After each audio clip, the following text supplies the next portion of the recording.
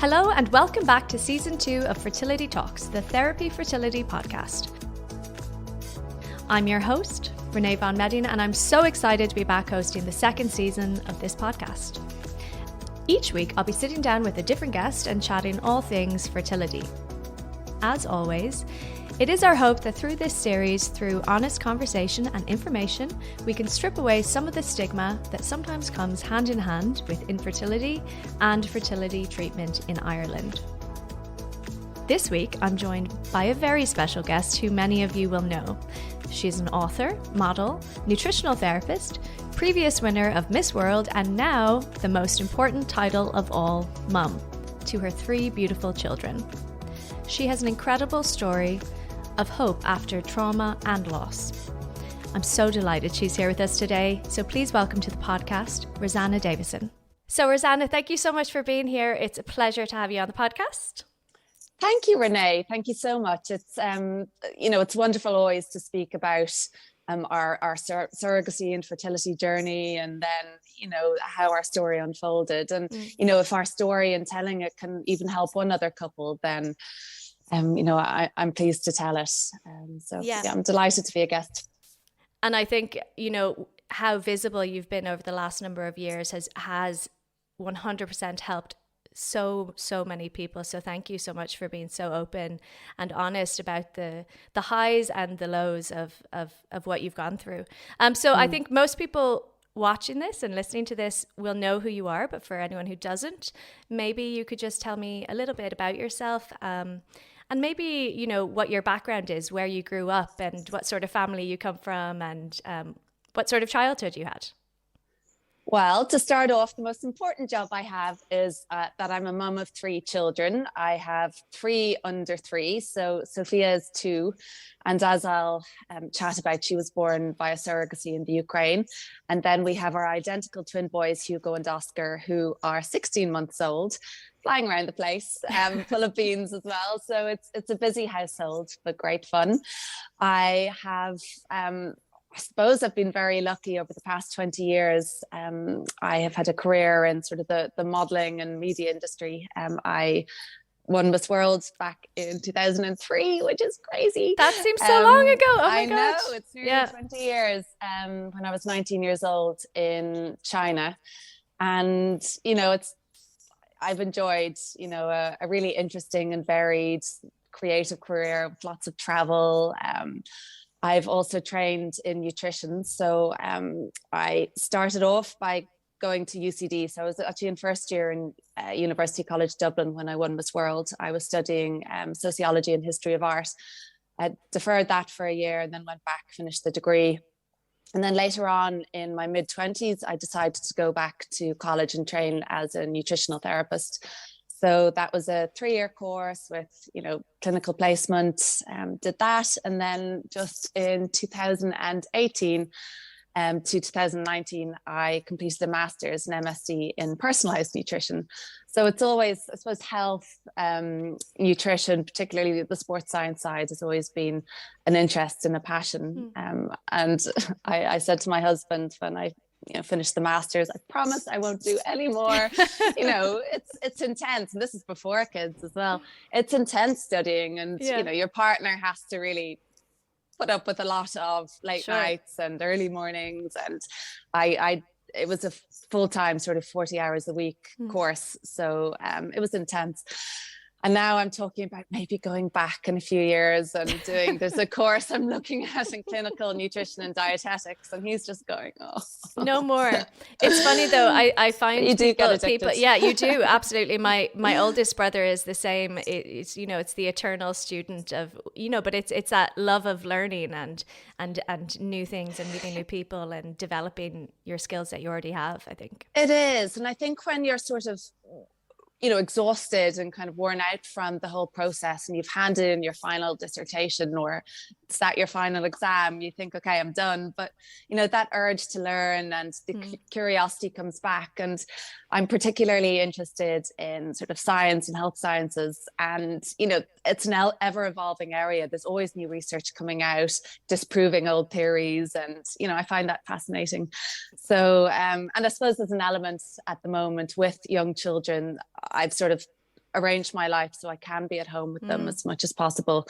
A lot of the work I do is just online. So I suppose you do put certain plans and career goals on hold with small children. And then maybe when they get to an age where they're in school and, you know, you have a bit more time, then you can start to plan for the next few years.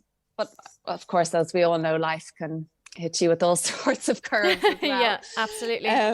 Sorry, just to go back to your original question. I grew up in Dalkey in County Dublin. I have two brothers, Hubie and Michael, who Hubie is 4 years younger and Michael's 6 years younger. But we've always been very close. They both live in London now. And I just had a very sort of happy, outdoorsy childhood. I think, and I say it all the time to my husband, I'm just so grateful to have grown up as probably the last generation without, you know, this constant access to smartphones and social media and the internet. You know, I still remember when we got dial-up internet at the house and having to, you know, sit there on the old computer and click and wait for ages, and that familiar, you know, dial-up tone. Yeah. Maybe you're too young to remember. No. I remember. I think I'm 4 years younger than you as well. No, I remember having the dial-up. I think if you played that sound, there's just like a certain age group of people who know exactly what that is, and then there's slightly younger people who are just like, I have no idea what that sound is. Well, I suppose it's in the same vein as, you know, cassette players or tapes. Actually, our children were given, I'm just going off course here, but our children were given a little teething toy, and it's just a little old-fashioned tape, and they pick it up and put it to their ear and go, hi, hi, hi. I mean, they think it's a phone, and, you know, they're never know what they're like trying to swipe it. Yeah. And our 2-year-old knows how to swipe. She knows how to take it's videos now. Scary, isn't it? Like, I give her my phone locked and she takes videos like toddler cam, you know, going around. Yeah. So yeah, just what they soak up and what they kind of watch from what we're doing. So that's what I'm always grateful for, I suppose. And, you know, even at the start of my career, we communicated by fax.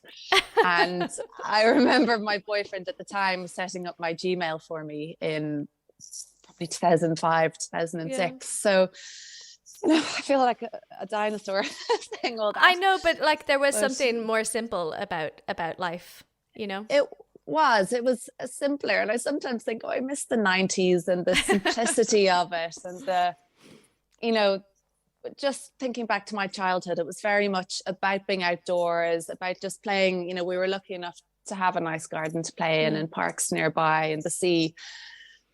So yeah, it was just about going out, playing games of football, badminton, all sorts of things in the summer. And that's really the kind of childhood that I hope to create for my children as well. So in terms of wanting children, you know, obviously you are very close with your family. And did you always want kids? Was that, you know, as far back as you can remember, did you always picture yourself being a mummy? Do you know what?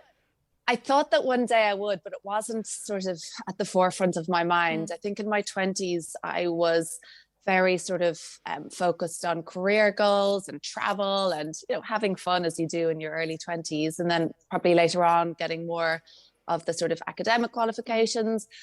But Wes and I met in 2006 when we were 22.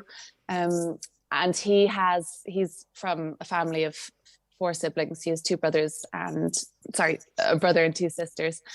And I suppose we talked about kids at some point, and we knew we always wanted a family, but just not immediately. But it was really when we got married, when we were both 30, that we started thinking, well, maybe we'll give it a year just to enjoy married life and then start trying for a family.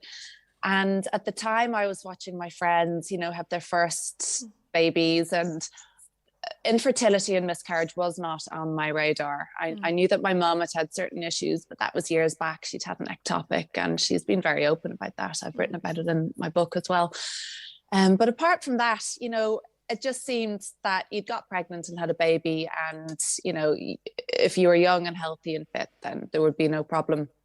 So that's what I assumed would happen. So in early 2016, I just actually published my first book, Eat Yourself Beautiful, at the end of 2015, finished sort of the press side of that, and thought, okay, I have a little bit of a breather now. we can maybe see if this baby thing might happen.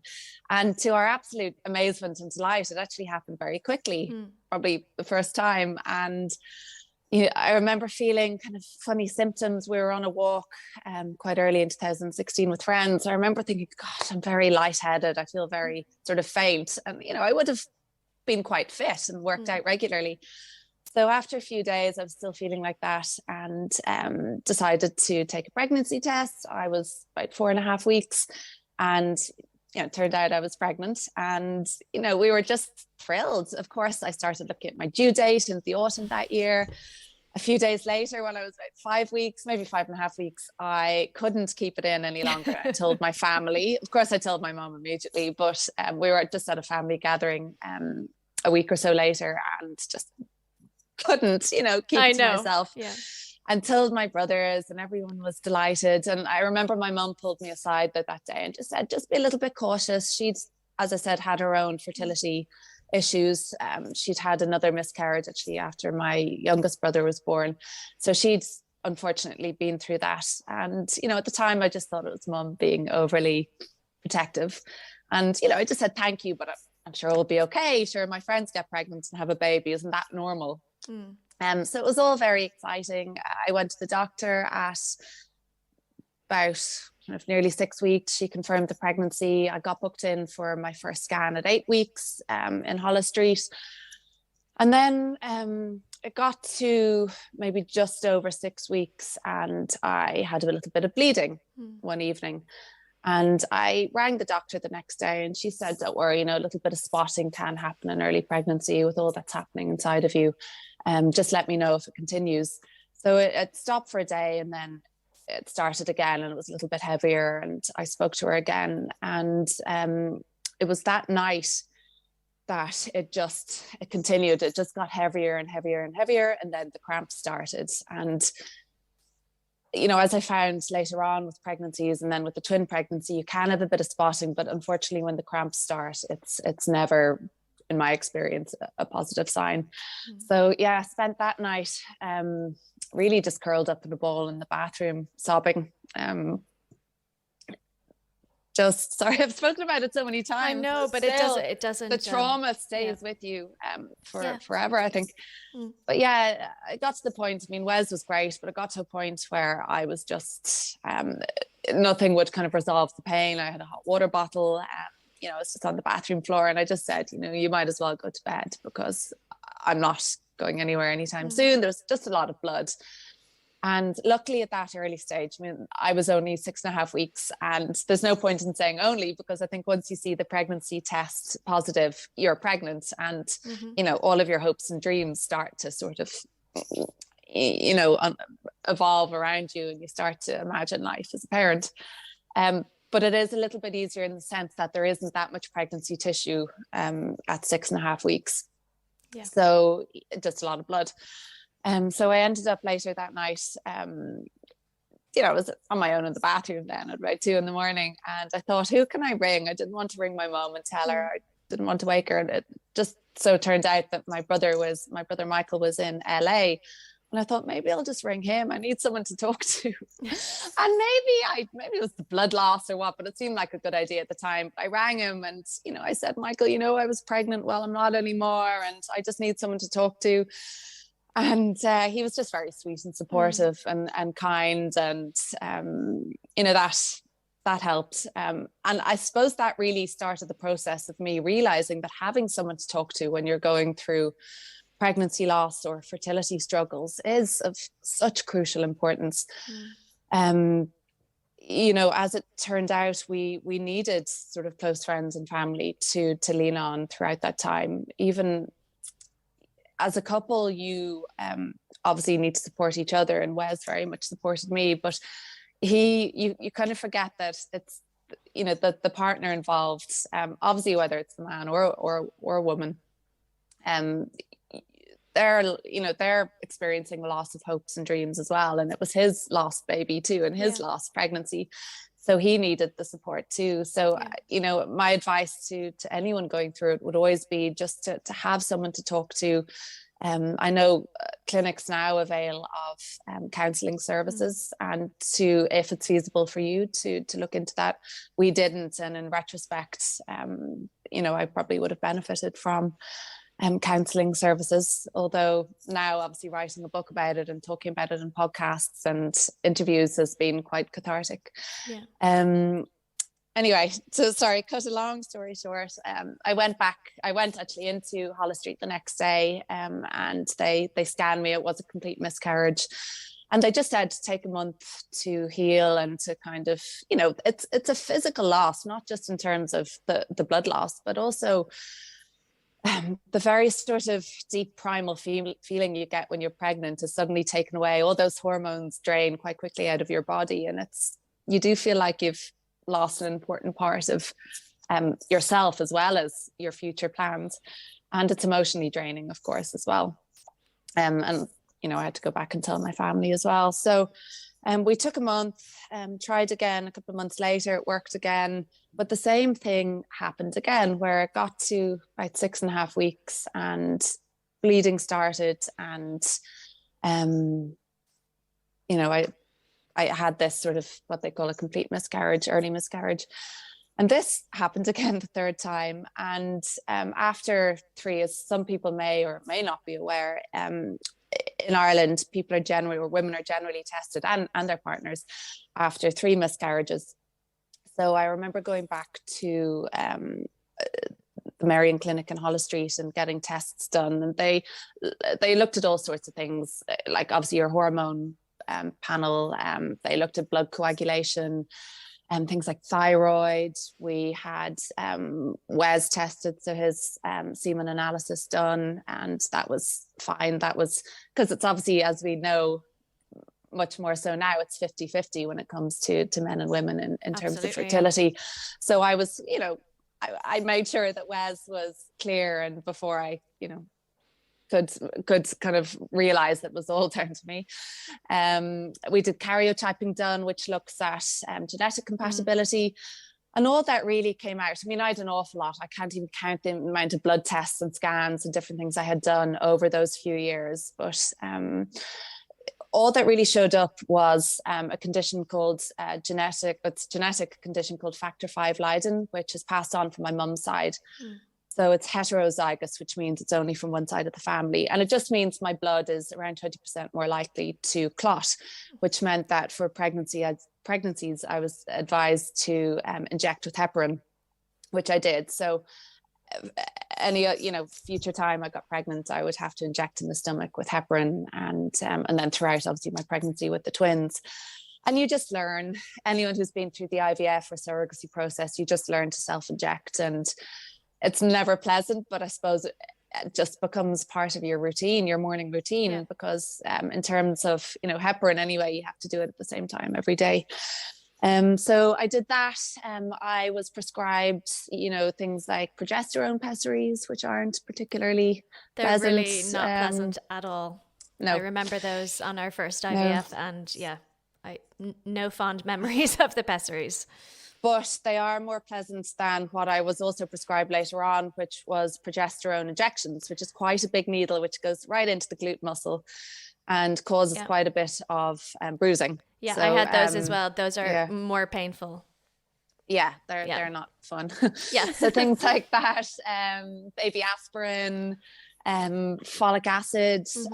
I had all sorts of tests to see if I was genetically sort of able to metabolize folic acid properly, and I am. So, as I said, the only thing that ever really showed up in that batch of tests anyway was the factor V, which was able to be treated with heparin. So went through that. So I'm trying to summarize these mad few years, but we continued in this vein anyway of getting pregnant very easily, but then losing them quite quickly at around the 6.5 week mark. I saw about 5 different specialists between Ireland and the UK, and some of them were helpful. Some of them just said, I remember one doctor just saying, in my 25 years of fertility practice, I've never seen someone who gets pregnant so easily, but just can't maintain a pregnancy. And nobody could really sort of put their finger on what was happening. So I ended up doing an awful lot of my own research. At the time, I was doing a full-time master's degree. So I was in front of the computer anyway. I felt confident that I could research what I wanted to look at in terms of the academic papers. And I remember researching different areas. So looking at, the blood coagulation side, fine, that was ticked. Thyroid, that was fine, tick.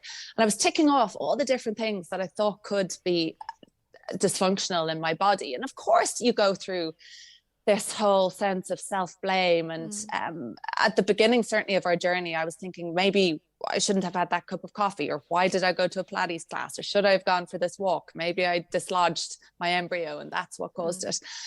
So you do go through all these mixed emotions thinking that you're the one to blame. And again, if I can give any advice to any woman or couple out there, it's never to blame yourself. I mean, the absolute majority of pregnancy losses are down to a genetic anomaly in the embryo, or some sort of problem maybe with implantation, or it's never a good idea to start the self-blame process. And eventually I did sort of come out of that mindset, but it wasn't until mid 2017 where we'd been going through this every month or so, every cycle or so, should I say, I'd get pregnant, lose it. Maybe I'd wait a month, maybe I wouldn't.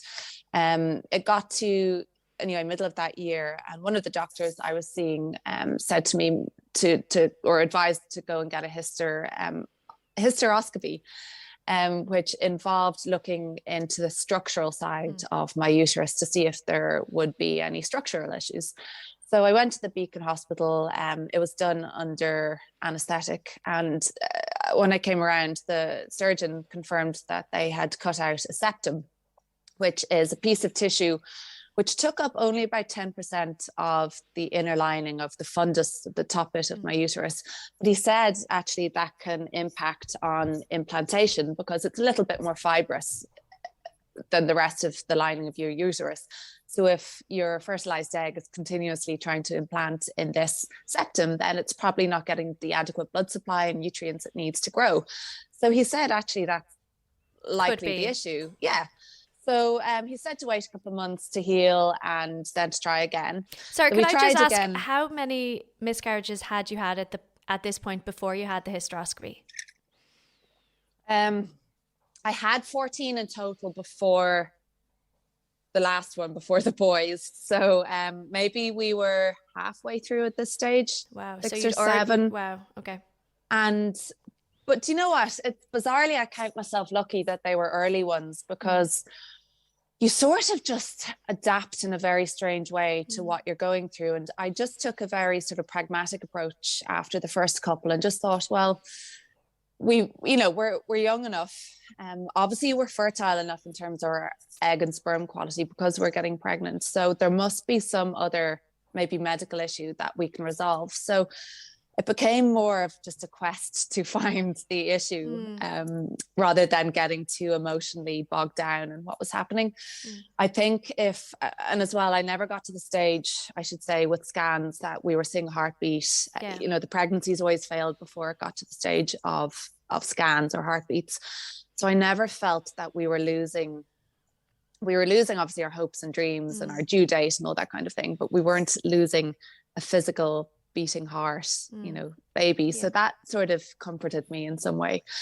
But yeah, got pregnant quite quickly after the hysteroscopy, and I thought, this is it, this is going to work. The problem has been resolved. And of course, the same thing happened again at the 6.5 week mark. And I remember just hitting a very wobbly point then, a dark point mentally, and just thinking, well, we've tried everything at this stage. If this isn't the issue, then maybe it's not going to work out. Wes and I then began having conversations about how our life would look without children.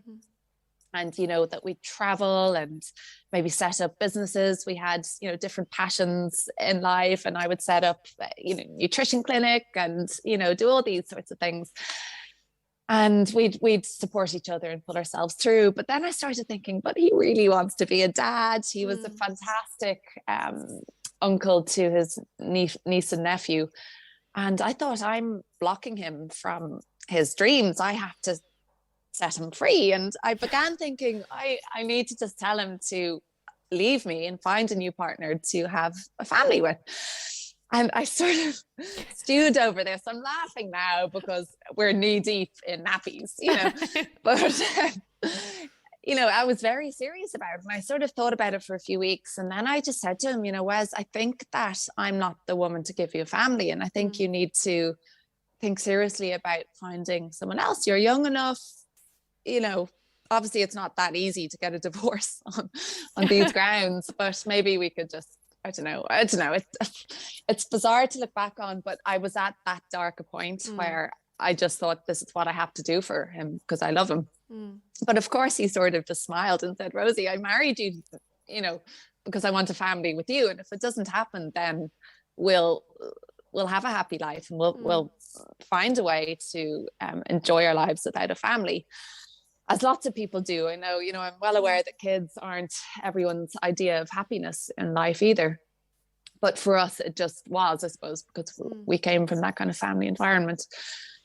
So this is 2017 anyway, and it continued like this. I ended up going to a different reproductive immunology expert kind of later that year.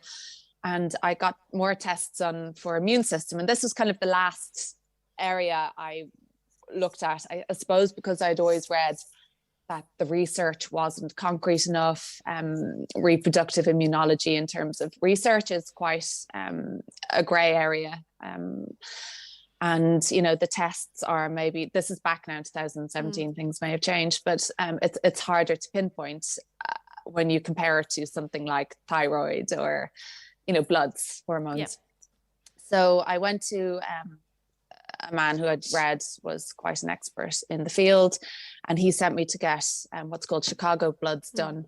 And it's expensive. I mean, it was over €1,000 to get this blood panel sent over to the States to be tested. But anyway, a few weeks later, he rang me to say that the tests showed that I had a significant imbalance in what are called Th1 and Th2 cytokines. And so he felt that my immune system was in a sort of constant fight or flight mode where it was sort of constantly, so I'm just trying to simplify, but it was just constantly looking out for danger and ready to fight any intruders. And he felt that maybe my husband's DNA was viewed by my immune system as a foreign invader, and it sort of, went to kill it. Yeah. It attacked it. Yeah, my body was attacking my husband's DNA when it implanted. And of course, that made an awful lot of sense. So he prescribed a couple of different immune suppressant medications, corticosteroids, and it was quite a high dose of prednisolone, I think it was. Yeah. I think it was about 25 milligrams a day. And I remember I had to take it like 6 a.m. or else I wouldn't sleep that night. I mean, it gives you such a kick of adrenaline. In the morning that I used to, although I liked it at first because I thought, this is great, I'm getting so much done. Yeah. I was buzzing around all day, but after a few weeks I did begin to notice. I remember Wes saying to me, I can see a little bit of puffiness here, and I was like, thanks. And I did begin to notice some side effects, and anyone who's been on relatively high dose steroids will say that you do begin to feel a bit puffy around the middle, on the face. There are those side effects. But I persevered. I was seeing that. And, I do look back at pictures of me from late 2017, early 2018, and I can see the roundness in my face. So I did that. I also had a nurse come over every few weeks to administer a drip. I'm trying to remember what it was called, but it was... Intralipids? Intralipids, yeah, that was it. Yeah. It was like a mixture of soy and egg yolk, I think. And again, I used to sit watching telly, and she used to come over often on a Friday night and sit in front of the late, and she'd just pop a little needle into my arm, and I'd sit there for a couple of hours, and it was meant to sort of coach your immune cells in a certain way to down-regulate them. And so I did that, and I also took a course of Humira injections. Now, Humira was designed for like inflammatory autoimmune diseases like Crohn's or rheumatoid arthritis. But again, I was prescribed it on the basis that it would suppress my immune system, although I was only allowed 2 injections of it because it's powerful. And I remember getting side effects like headaches and little mouth ulcers. And again, I persevered. So it came to the point where I had to do the half Chicago bloods just to check if the medication had any effect on suppressing my Th1 cells or Th1 cytokines. And it had, but not enough. So this is kind of end of 2017. And I eventually went back. It was kind of early the following year, probably in the new year. I went back to one of the original doctors I'd seen and said, you know, I can't keep taking all of this medication. It's having side effects. I'm feeling puffy and tired, and you know, what will I do? And I remember suggested, he said to me, I don't think it's likely at this point that you're going to be able to carry your own baby. You know, maybe something like surrogacy would be a solution, because you've got age on your side. We were still kind of 33, I suppose, at that stage. And you appear to have good egg quality and quantity, nothing wrong with Wes. So I stewed over this then for another few weeks. I remember saying to Wes in early 2018, like, I can't imagine a stranger carrying our baby thousands of miles away. I don't think I could do it. The thought horrifies me. And he said, yeah, but then I said, maybe it's our only chance. So it took an awful lot of mental preparation and thinking through it and reading stories online. And I happen to know a couple of people who've been through surrogacy as well. Took a lot of that to really start the ball rolling in terms of maybe starting to research it. So the first thing we did was to find a lawyer who specializes in international surrogacy law. So we went to meet her I think it was around February 2018. I remember it was probably the end of the month, because I remember it was the time of the big snow. Remember the beast from the east? I remember driving into town and there were snowflakes everywhere, and you know, it just, it sticks out in my head. We spoke to her and she recommended Ukraine as being a successful country for surrogacy for Irish married couples. So she just went through all the legal side, and it was overwhelming, to say the least. I mean, I didn't even know where to begin with what, you know, the information she was giving us. But we went home with a booklet and a list of clinics and agencies to look at. And as anyone who's been through surrogacy in Ukraine will know, it's the agencies and clinics are often partnered together because they work in tandem. So she'd given me a list of ones that her clients had success with and been happy with.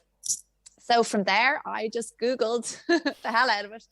And I Googled a lot of different clinics and agencies. And I spoke to them, and the one we decided to go with, New Life, was the one I was just most impressed with in terms of their response and their English and their, I suppose, the information they gave us. And it just seemed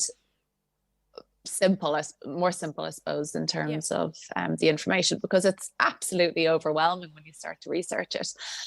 And, you know, Ireland doesn't have any sort of structure in place, really, other than what people like me and you are saying about surrogacy and, you know, assisted human reproduction. There isn't that much structure in place for information. It's very difficult for people, you know, when you're literally shooting in the dark, and all you have to cling on to is what other people are telling you, what you can find on the internet, but there's no, you know, support system in place there. There's no official department that supports people, you know?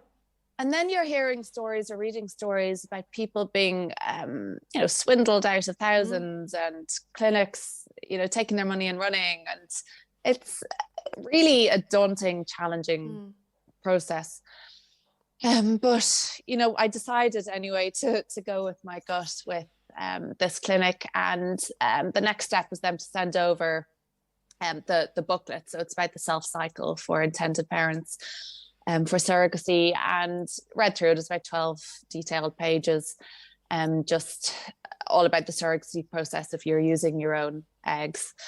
And from there, really it meant, what it became was about 10 months of scans and blood tests and contracts. So we started with the tests and scans, because we, I suppose, needed to be accepted onto the program. And as anyone who's been through Ukrainian surrogacy will know, they're extremely strict in terms of who's allowed onto the program. You have to have sort of a medical condition or, you know, a letter from your doctor, which I had, to say why medically you can't have a child. You know, it could be failed IVF cycles, multiple miscarriages, it could be a structural issue in your uterus.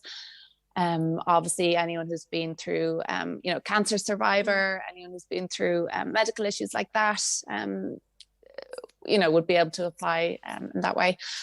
So I had to get all sorts of medical letters first. I had a very understanding, supportive GP who I was able to show her the list of blood tests I needed. But I mean, they had to be sort of divided out. So, you know, I'd go 1 week to her clinic and she'd do blood tests for STDs and infectious diseases.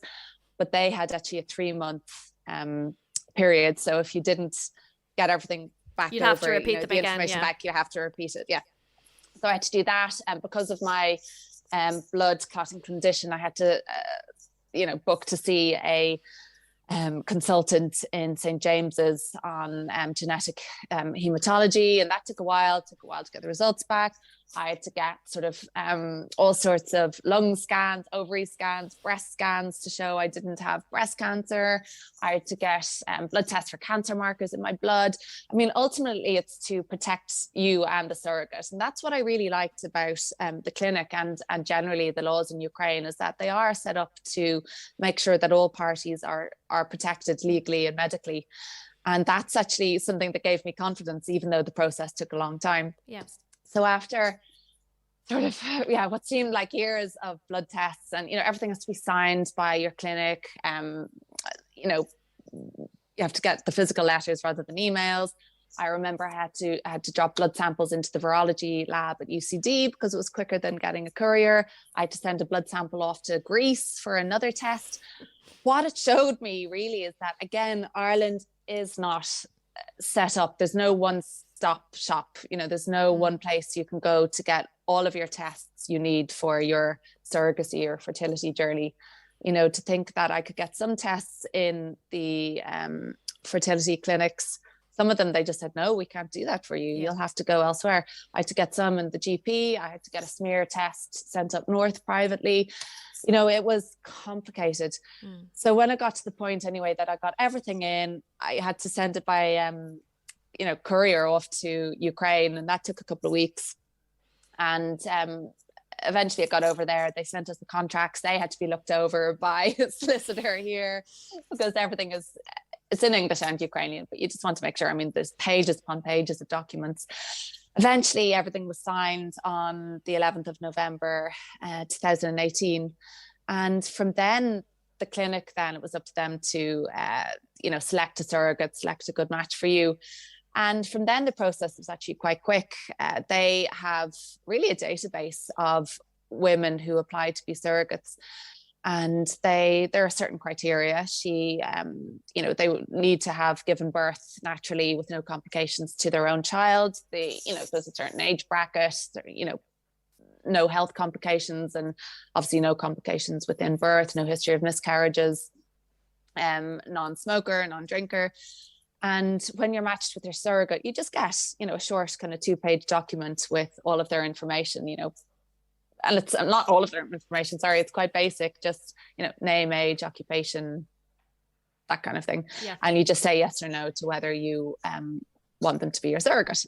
So we saw a picture of her, just got a good feeling about it, said yes. And then it took only a few weeks for her to go through all the testing, because obviously they've got the setup there to get all of her tests done to show that she is healthy enough to accept our genetic material. Yeah.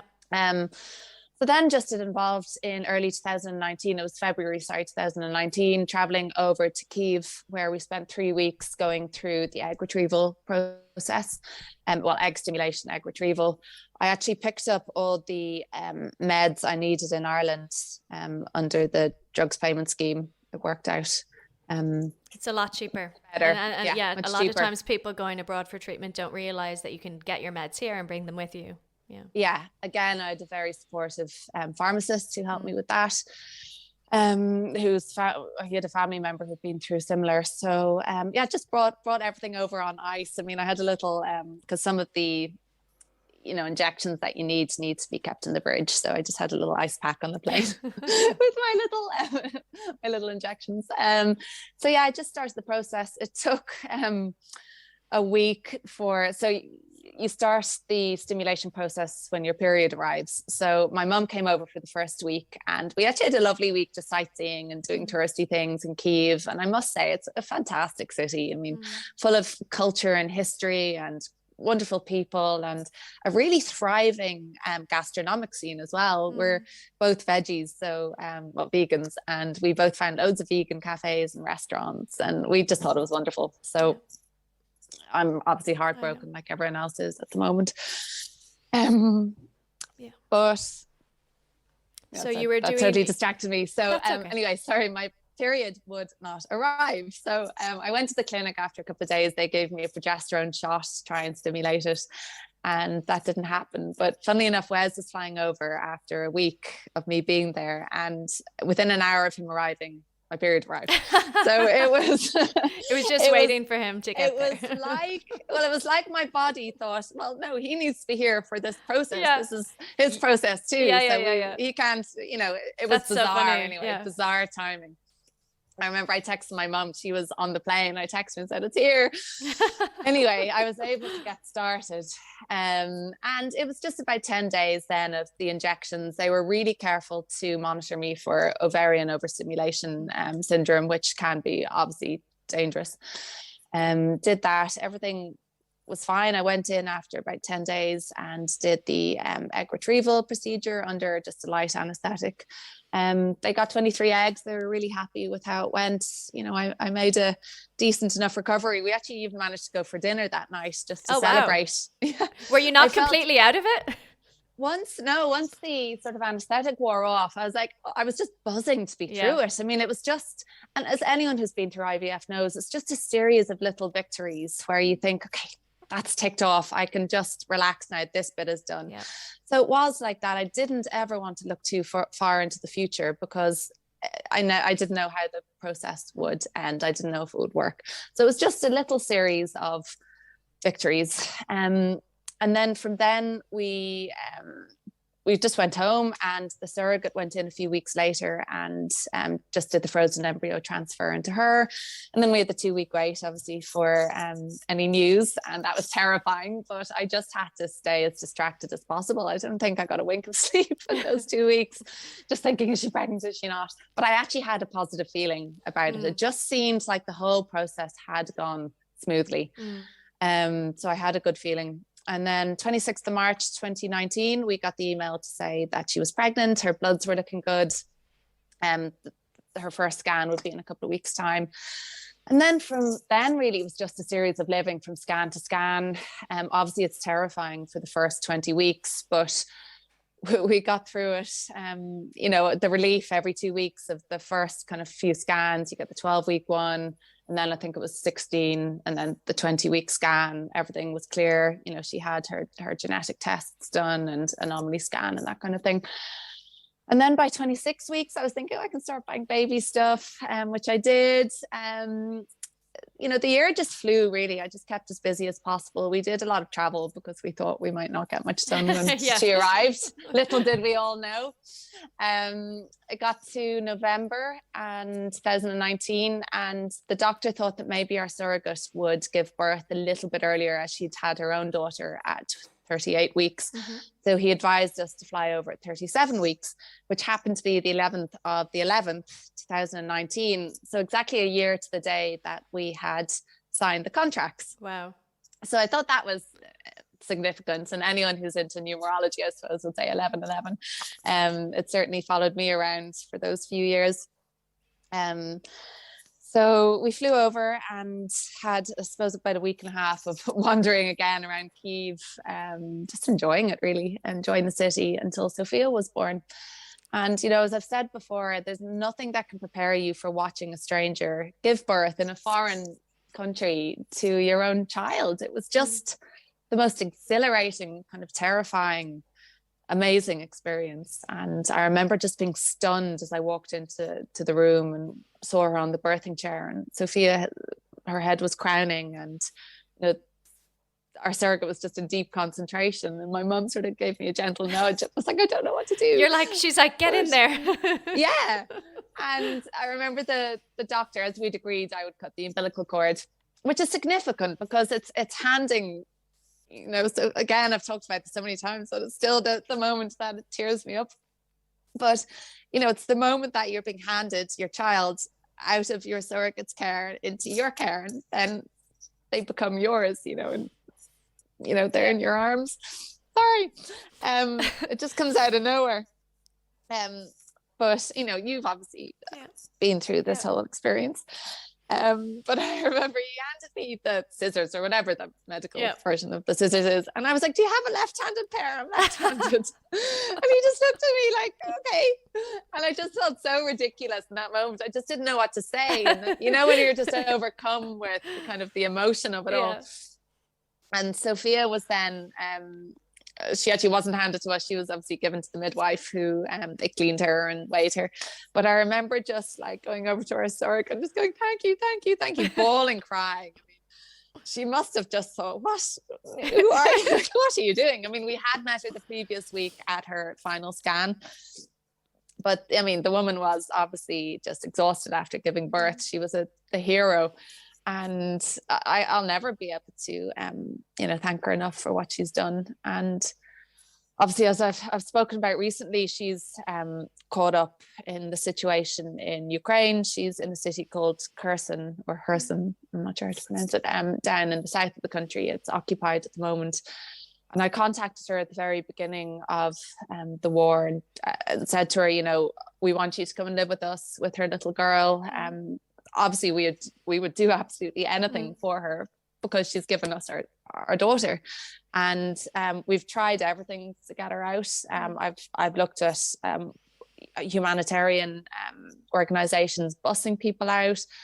You know, I've tried kind of every angle, but she's just said that the Russians are controlling who comes in and who leaves, and she's seen people being shot at trying to leave. So she just doesn't feel like there's any way she can get her little girl, who's 5, I think, out of there safely. So she's just going to shelter for now. But hopefully, I'm staying positive that we can, you know, do that for her after what she's done for us. So you know, that was our experience kind of in Ukraine. We were able to bring Sophia home after a couple of weeks, and to get home in time for Christmas. What was it like introducing her to your family? Well, my mom was there with us in Kyiv when she was born, but my dad came to meet us at the airport when we landed, and it was lovely. You know how lovely Dublin Airport is at Christmas, for Christmas, and just the decorations and the music, and it's just such an amazing feeling to, you know, to land in your own country with your, you know, new baby. And my dad was there. Sorry, I don't know where this is all coming from. Maybe you're gonna set me up. Maybe I just need a good cry. Maybe but my dad was there, and I just have the most gorgeous pictures and videos of him just cuddling her. Obviously, his first grandchild as well. And then we drove home, and Wes's family had decorated our house with like flowers and welcome home balloons, and you know, just everything was set out for our new arrival. And Sophia, actually, she was great. She actually slept for the whole flight, apart from once she woke up and I changed her and she had a bottle. But she was you know, she was kind of fine. Sorry, 2 flights, should I say. So she slept for most of them. Anyway, on the way home. And she got home, and Wes actually showed me the video recently. We just did a little tour. She was fast asleep, but we brought her around to her house and showed her. It was so sweet, but we showed her bedroom or her nursery, and, you know, the cot by our bed where she'd be, and gave her a little tour of her home. So you know, that was our first night with her, and you know, it was just lovely to have our first Christmas with our new baby. And life sort of continued in this lovely, tired, exhausted baby bubble until, as we all know, we went into lockdown in March 2020. But the funny thing is now, and I feel a bit silly even, looking back on it now, but it was my first time obviously experiencing that level of sleep deprivation with a newborn, and Sophia would party all night long and I was exhausted.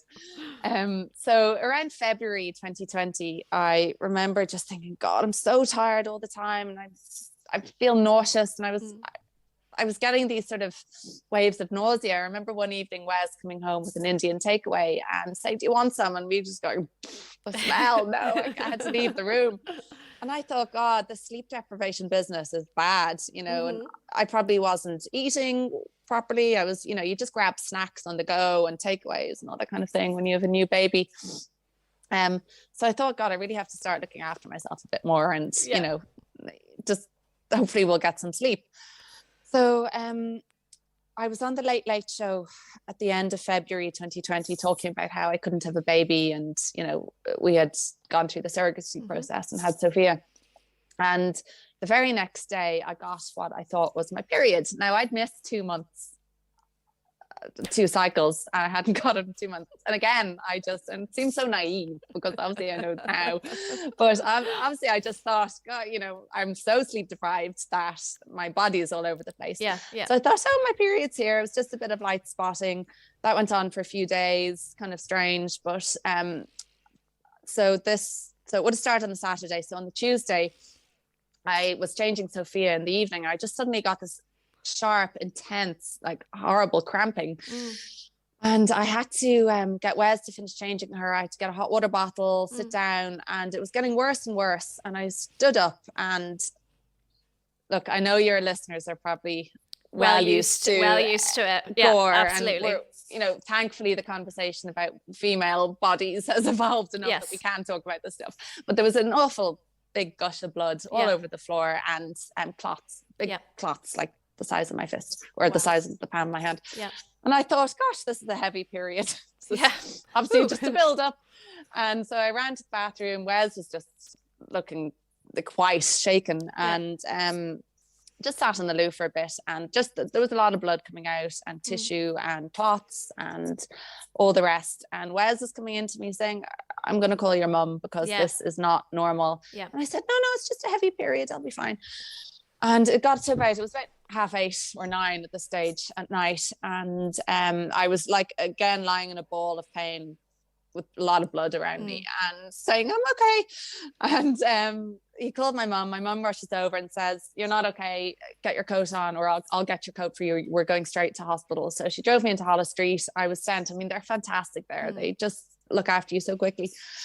I was brought into the emergency department, and they took a urine sample first and then some tissue samples, and obviously checked my vitals, I mean, blood pressure and that kind of thing. And I was okay. And they came back a little while later and said, well, our lab has confirmed pregnancy tissue, and our urine test has confirmed that you had a pregnancy. And, you know, they were saying, I'm so sorry. When was your last period? 19th of December. I remember that. So I would have been coming up to 11 weeks pregnant. And rather than being, I mean, I was obviously shocked because I'd never got to that stage. I mean, my body had never gone on more than a month after that 6.5 week mark. But I remember saying to the nurse, this is amazing. You know, I can't believe I've never got this far in a pregnancy. And she was a bit taken aback. She was like, why are you happy? Yeah, I was like, this is incredible, Mum. My mum was there holding my hand. I was like, Mum, can you believe this? What's happened? And, you know, she kind of gently, you know, rubbed my arm and said, you know, we have a support service if you'd like to avail of that. And I said, oh, I'll be fine. I have a little 3-month-old baby to come home to. And she was probably, she was probably like, what is this woman on? Yeah. And I remember separately, she and another doctor said to me, you know, I'll be quite fertile after a pregnancy at this stage, and whatever goes on maybe hormonally in your body. So just be a little bit careful if you want to avoid a pregnancy again quickly. You know, you might need time to heal and to recover. And I remember, you know, hearing that and thinking, maybe I won't be careful. Maybe this is something, there's something here, something has changed, and we weren't in lockdown at that stage, but obviously my life had slowed down with a newborn. I wasn't traveling, and I used to travel a lot for work. I used to have a very fast-paced kind of busy life, and I had slowed down. And I thought maybe there is something here. So I kind of stopped. I mean, you lose track anyway of your cycle and what's going on anyway after a miscarriage, and it all goes a little bit haywire. So I had no idea where I was anyway. And it's not like we were trying actively to have a baby. But we went into lockdown, I remember. And this is kind of towards the end of, so we went into lockdown in mid-March. Just slowed down. The whole pace of life slowed down. It was actually quite nice to just have no pressure. Obviously, the horrors of the outside world in China and northern Italy were extremely, awful to watch. But in terms of just, I think we all just slowed down to routine at home. Yeah. And I remember it got to kind of mid-April, and I was again just feeling really lightheaded and tired. And I recognized this feeling now, obviously, from before.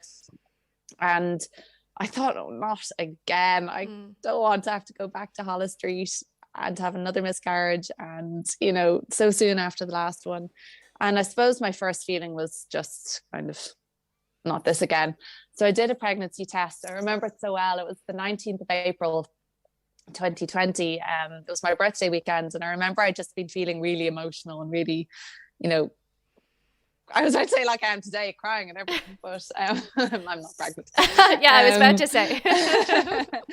And I took the test and I walked down and showed it to Wes, and we both just looked at each other and kind of went, oh. It wasn't a positive, happy excitement at all. It was a feeling of kind of dread, thinking, okay, we're in lockdown, we have no family support, and we're going to have to go through this again. Yeah.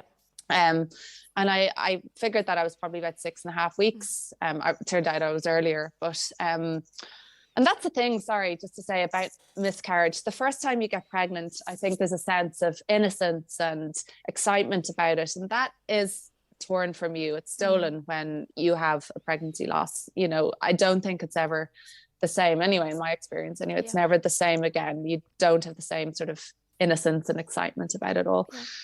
So I ended up contacting anyway one of the consultants I'd seen previously in Holles Street, and he said, look, come in to me for a scan, because I just said to him, I was in here last month, 5 weeks ago, having miscarriage. Went in, got scanned, and he found a sac, an empty sac. And he said, if you are 6.5 weeks or so, we really should be seeing the signs of a growing baby and possibly a heartbeat. But your dates may be wrong. So maybe come back next week. But I remember thinking, oh, my dates probably aren't wrong. It's probably just what they call an embryonic pregnancy. And, I was sort of thinking, okay, we'll probably lose it over the weekend and I'll have to go in next week and, say that to him. Anyway, my pregnancy symptoms kind of increased a little bit over the weekend. I remember feeling more tired and a little bit queasy. And I went back to him the following week, and he did a scan again, and he detected a heartbeat. And I have it all on film, because obviously Wes couldn't come in because of COVID restrictions. He couldn't come in to the clinic with me. So, it's lovely to have it all, but it was me going, holy shit, a heartbeat. Because you'd never seen that before. No, I'd never got to a point of seeing a heartbeat. So it was incredibly exciting. I mean, I remember saying to the consultant, what is that? And he goes, that is an embryo with a beating heart, or fetus, or whatever he said, with a beating heart. And I just thought, wow. So at that stage, I rang my mom and told her, I actually sent her the video first and said, this just happened. And she was like, what? What is this? Who is this? What am I looking at? And rang Wes, and again, my mom was excited, but we were all very cautious. I mean, there was no sense of this will actually happen. I was just like, oh, this is cool, but I'll still get on with my day. So the consultant asked me to go back the following week. He just wanted to keep a really close eye on me at this stage. So went back the following week, third week in a row, and he did another scan. And this time he sort of, put the gel and the transducer over my tummy, and he said, just hold on a sec. And I said, okay, what did you see? Is there more than one? Because I'd seen something as well on the screen.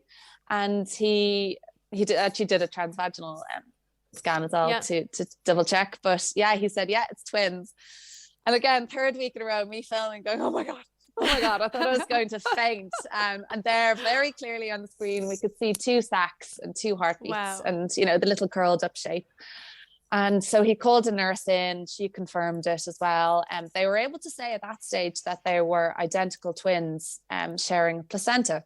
Wow. So he told me that obviously my fertilized egg had split at a certain point.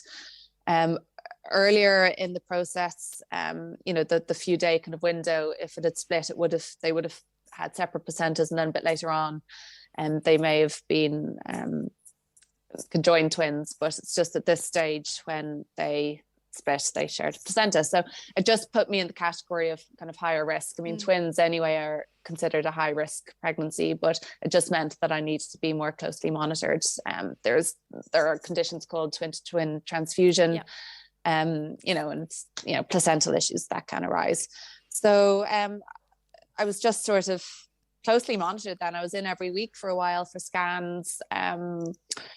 Everything looked really positive. I mean, I remember 7 weeks, my consultant saying that, you know, you could tell, you know, your in-laws if you want, because, you know, he just said a strong heartbeat at 7 weeks, the sign.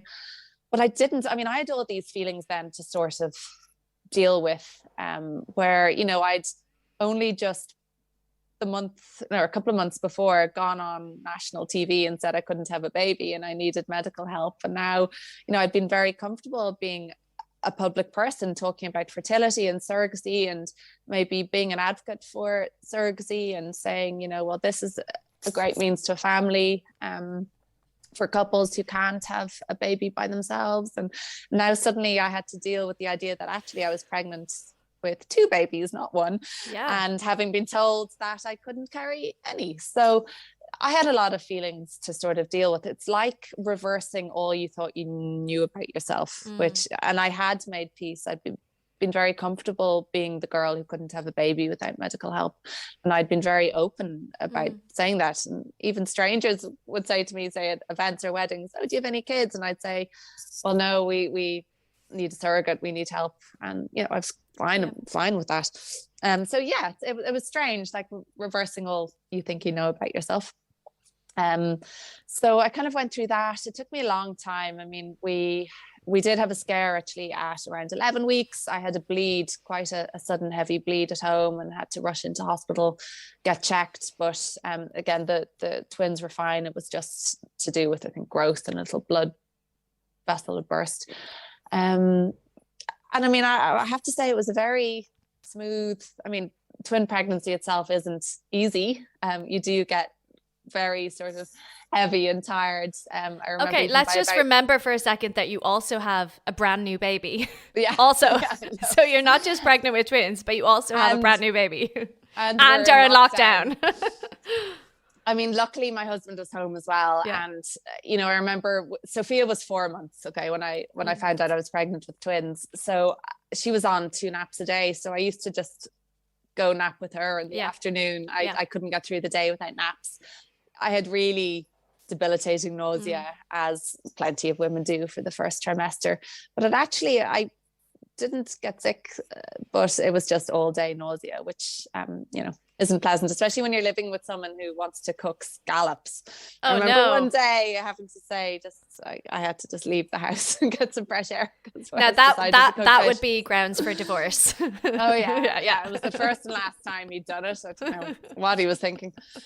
But at what point did you really believe that it was happening? Because surely, you know, throughout the pregnancy, it just must have been so surreal to have gone through all of this and then suddenly, like, not just be pregnant with 1 baby, but with 2. It was, and it was surreal for so many ways. Obviously, the situation we were in terms of just Ireland being in lockdown, it meant that I wasn't obviously seeing friends.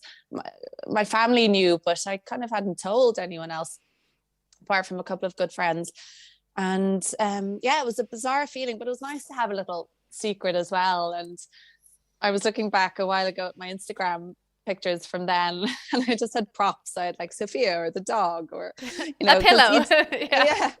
You do show quite quickly with the twin pregnancy. I mean, it's hard to hide the bump. I was actually big enough by 12 weeks. But yeah, the time seemed to go quickly. And by the time I announced it, I was halfway through. And each scan, I mean, was very positive. Their growth trajectory was very positive. No signs of any issues that I mentioned earlier with twins. It just kind of progressed. Obviously, looking after Sophia got more difficult. We did have to get help with her then after a while, and I just had to rest an awful lot, because I found actually the more I rested, the more the boys sort of grew well, I suppose, from scan to scan. So I found it hard to walk around too much after a while, but their growth was very good. The consultants and doctors, the twin team in Hollis Street were very happy with how their growth and development was going. So it got to, it was my final scan actually.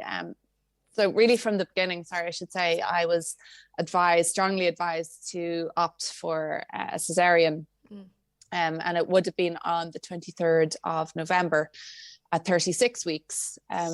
So I went in the week before for my final scan, and they discovered what's called placental insufficiency. So it just meant that, they found that Hugo had grown only a couple of ounces in the past fortnight, whereas Oscar had grown a pound or something. And, towards the end, they do put on that bit of body fat.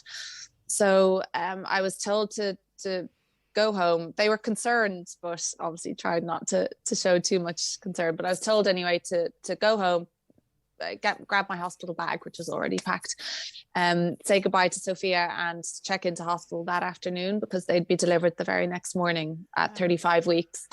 So just went home, said my goodbyes to Sophia, went back into hospital, and they just monitored the boys' heartbeats closely.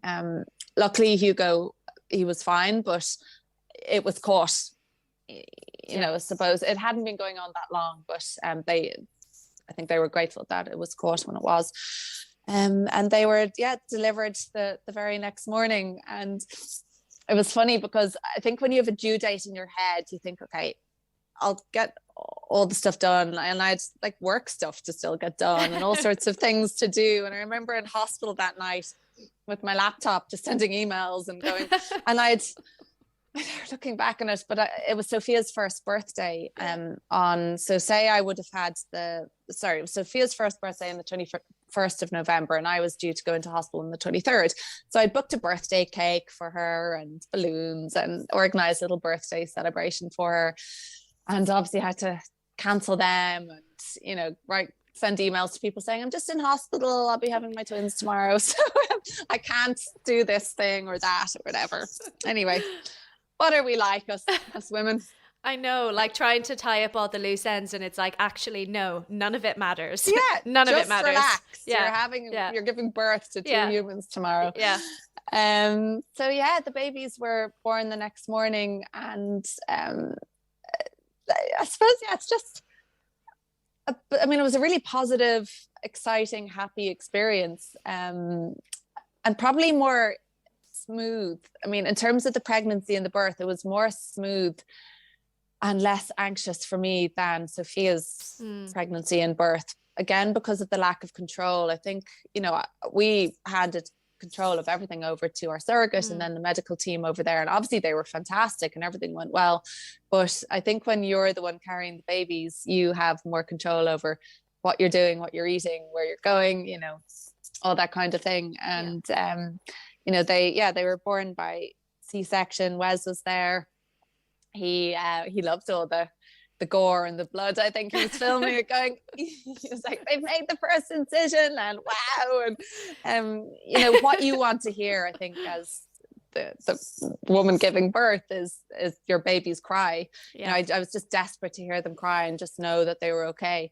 And Hugo was born first, and he was crying, and Wes said, he's perfect, he's absolutely perfect. And he was handed to me, and had a bit of skin on skin.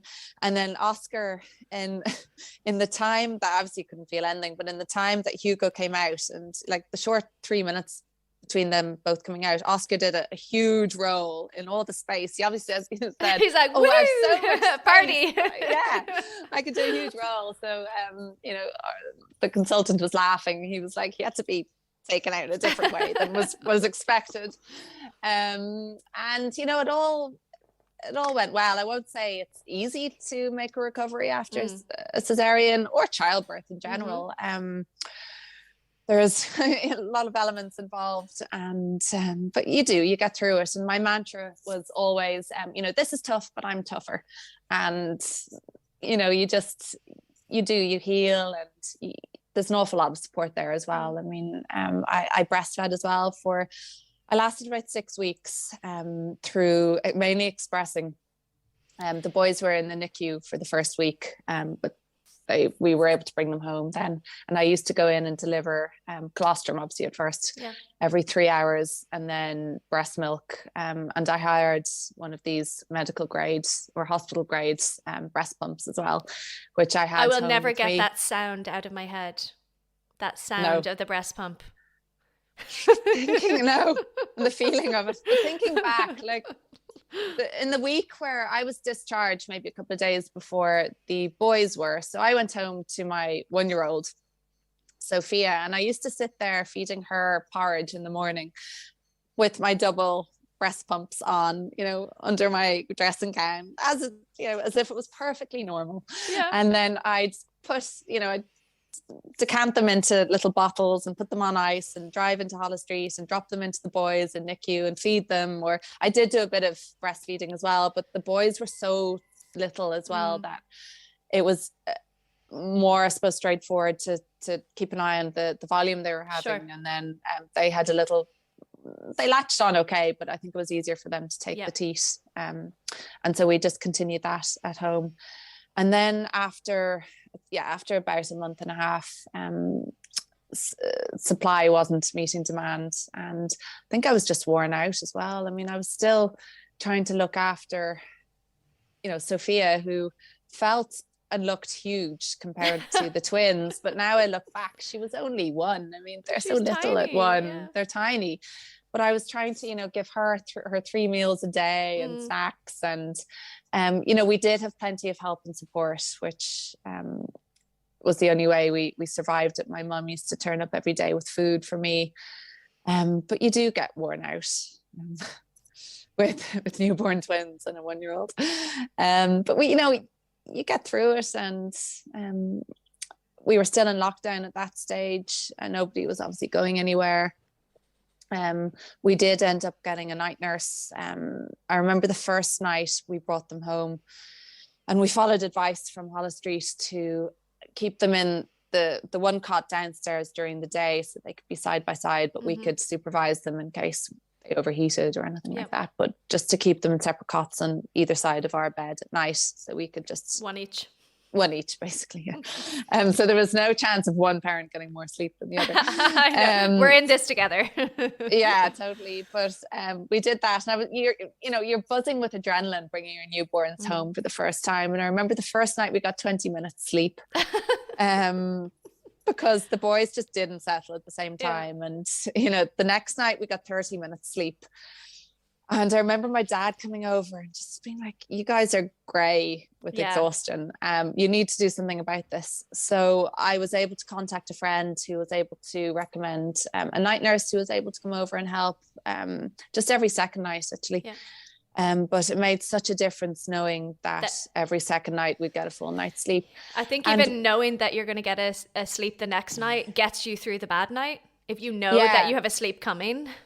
Like, obviously on the bad nights when we had the twins, we probably managed an hour or two at the most, but at least we'd get up in the morning and say, we sleep tonight.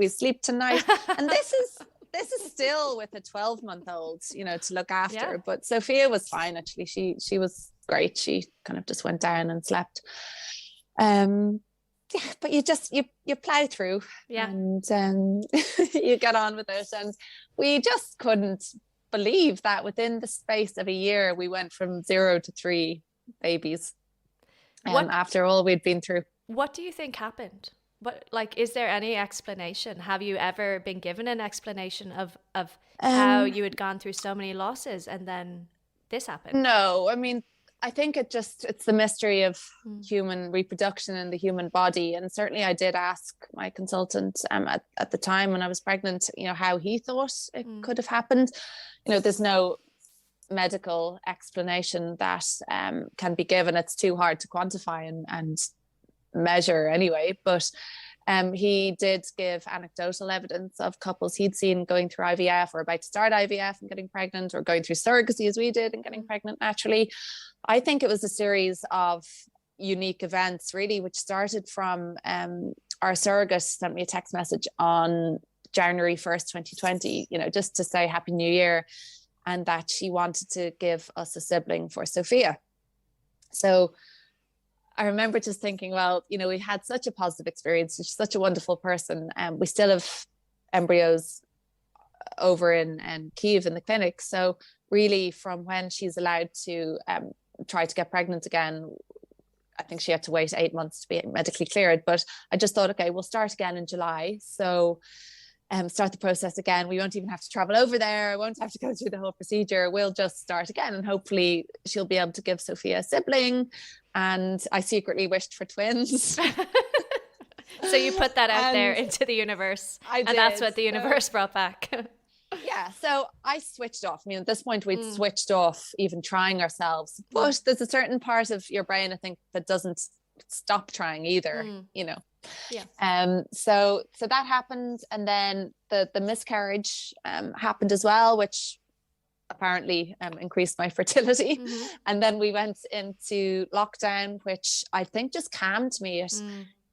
I think I just live on adrenaline and stress, and I seem to thrive under pressure like so many people do nowadays. And I just, maybe my body was able to recalibrate and heal whatever issue had been there. And looking back, I think maybe any immune related issues were actually triggered by stress. But at the time, my mom and Wes would say, maybe slow down a bit, stop taking on everything. And, but I think ironically, I made myself busier than ever because we weren't having a family, because I couldn't have a baby. I wanted to take my mind off it and squeeze in as much as I possibly could to avoid awkward questions about when I would settle down and have kids. So it was a catch-22 situation, and it's amazing how your psychology works. It's only when you look back that you realize why you act as you do. So I think those things really, those factors combined together, just the enforced rest at home. And Sophia, she ended up becoming a good enough sleeper that we were getting rest. We were able to kind of relax and just make the most of our time in lockdown. And looking back, it does feel like a simpler time when we didn't know how long it would all go on for. And, I remember the weather being good and having barbecues outside and just enjoying the garden. I know. So I think those things. It was nice going back to normal, or more normal, but it also, I think everyone kind of looks back on that period of time with kind of some nostalgia, because it was kind of nice just having your own little unit. And I know not everyone was lucky enough to, have a good home environment, but for those who did, it was a nice time, I think, for a lot of people. Yeah, and of course, a lot of people went through awful trauma and illness, and businesses closing and that kind of thing. But yeah, as you say, for those of us lucky enough to just have a home to enjoy and, a supportive environment, it was a simpler time, I suppose. And there was a real sort of community feel, we're all in this together kind of like the 90s, but with internet. Yes. I was sorry to say it was like the 90s, but we could all share our memes. Yeah, for sure. I could talk to you all day. Your story is absolutely incredible. Like just the trauma that you've been through, but then what you have today is just, I'm sure you pinch yourself sometimes. I do. I can actually hear that the twins have woken up from their nap, but they're fine. They're downstairs being looked after. But I really, it's easy to go day to day and just get caught up in the busyness of everyday life with the family and kind of forget how far you've come. But it's so important, and it's important to do these podcasts and conversations and to talk about your experiences and share our stories, because I suppose it's a nice reminder of how far you've come yourself, but also I think it's so important to share these stories to be able to support others. And, again, that's why I wrote my book, is to be able to share in much more detail than I've just shared now. And it's hard to even be succinct about the story because there are so many elements to it. I mean, 3 major parts to it. I haven't even gone into what life is like with three babies, but we won't even go there. I think anyone with small children knows what it's like. But they're fantastic, and it's just, we're so happy, and it's gorgeous just to see them run around together. And that's what we wanted, really, was just to have 3 children who wanted once we found out we were expecting the twins, not from the very beginning. But just what we wanted was just 3 children close in age who were able just to have fun together and just enjoy each other's company. That's not to say there aren't fights from time to time, but I think that's normal with children. But generally they're great friends, and it's just, life is obviously different now. I don't even get to leave the house on my own that much anymore. But thanks to the wonders of technology, we're able to communicate and work from home as well, which is great. But it is such a precious time, and I'm just lapping it all up. I'm just trying to really enjoy it as much as possible, because these baby years, as everyone says, go so quickly. Sophia starts preschool this year, then the boys next crazy, year. Isn't it? It's so crazy how quick it goes. I'm going to miss having them at home. But so it's a lovely time. A couple of final questions. One, what would you say to anyone who is, I'm sure you get a lot of people messaging you who are going through similar struggles, and what is usually your advice? Like, what was the most helpful thing that was said to you during the time when you were going through the recurrent miscarriage and pregnancy loss? It's a tough one, because it's very hard to believe that it will actually happen. I found it hard to believe that it would happen, although I did stay positive. I did visualize. I used to go into our spare room and say, this is our baby's nursery. This is our child's room, and this is what it will be one day. So I did a lot of that sort of visualization stuff, and really stayed positive. I think, it's very hard to say to a couple or an individual going through a fertility struggle or pregnancy loss that everything will be okay. You can't wave a magic wand and fix the trauma they're going through. But the best thing I can advise is just to get all the support you can, have that 1 or 2 people to speak in close confidence with. Don't bottle things up. Don't go through it alone. Even your partner who you're going through it with, you need someone else outside of that little bubble you're in, I think, because your partner's struggling. You're going to have to both support each other as a couple, but also as individuals. And everyone has a different way of dealing with things. Wes was very strong for a long time, and he picked me up and comforted me. But I remember one particular night he was out with some friends, and 2 of his friends had recently, their wives had given birth, and they were obviously just talking about fatherhood and the highs and lows of it all, and they'd had a few drinks, and Wes came home and just burst into tears out of nowhere. And he's not one to cry out of nowhere, but he just said, it's so hard that we can't have a baby. My friends were talking about their babies, and I just felt so sad that we're going through this. And, he had obviously bottled it up for so long that it all just came spilling out. So, after that, really, I encouraged him to talk about it. And men perhaps need a little, traditionally anyway, need a little bit, maybe more encouragement with talking about how they're feeling about a situation. So, that is a top piece of advice. I suppose another piece of advice is to just ask all the questions. When you do visit a doctor or an expert in reproductive medicine or anything like that, just to ask as many questions as you can. I found that and not everyone is in a position to do their own research or knows what to look for or ask about, but I found that I kind of had to take control of what I wanted to know, and I wasn't afraid to ask for different tests if I thought they might help to find out more or piece together the puzzle.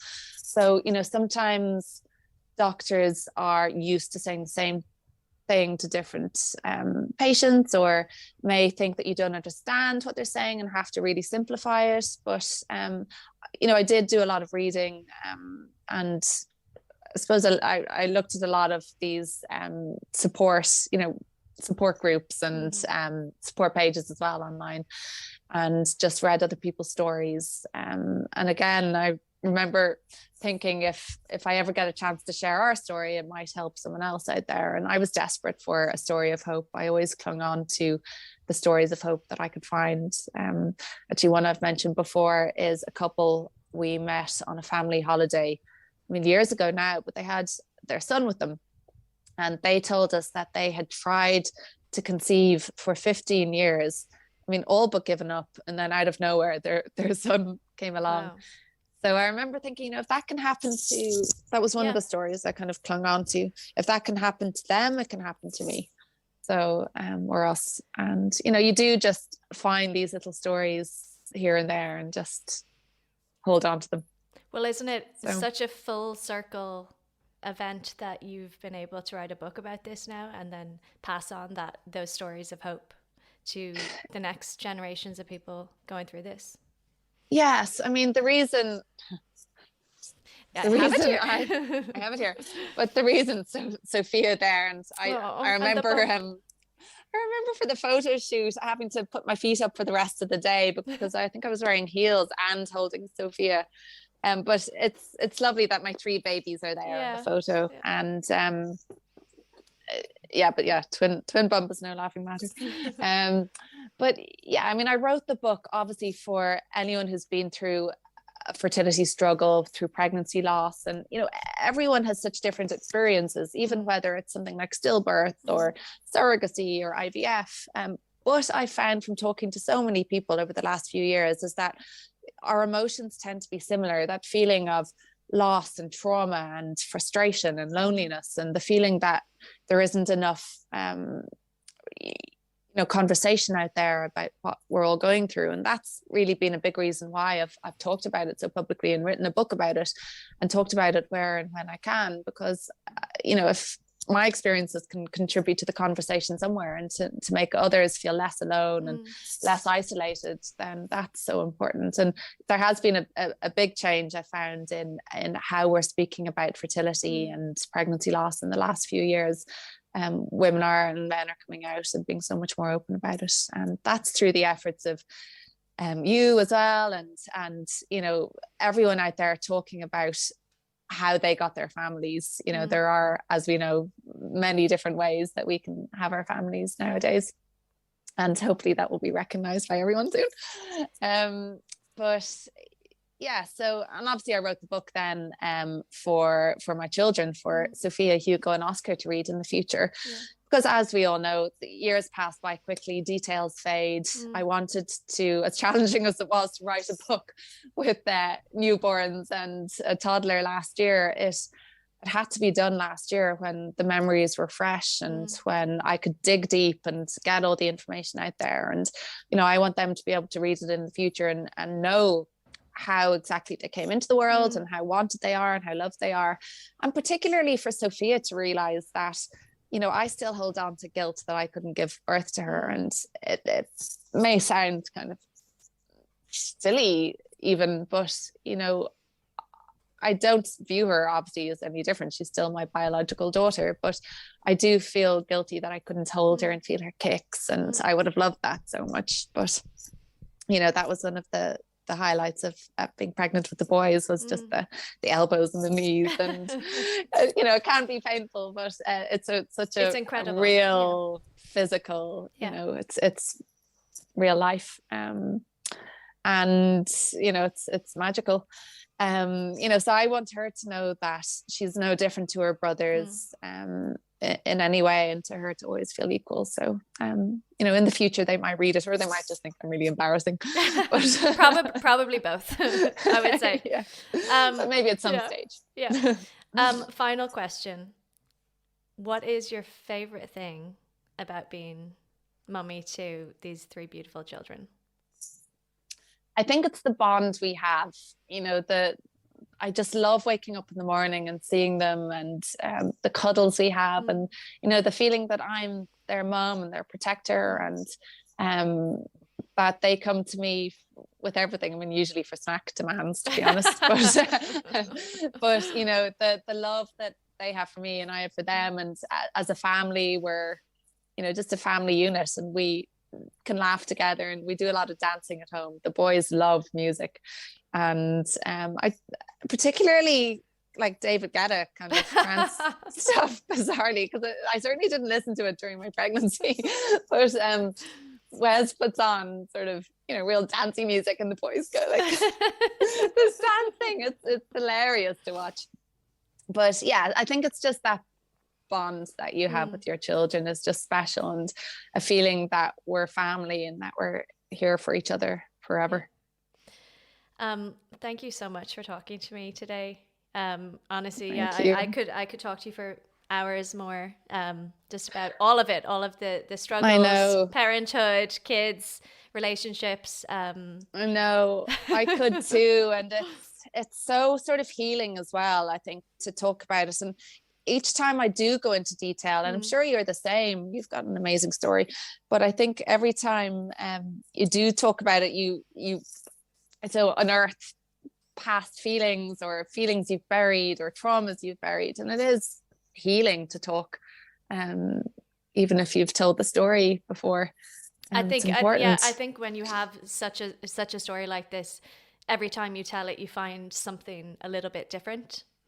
And I don't think that's ever going to change. You'll always discover new things.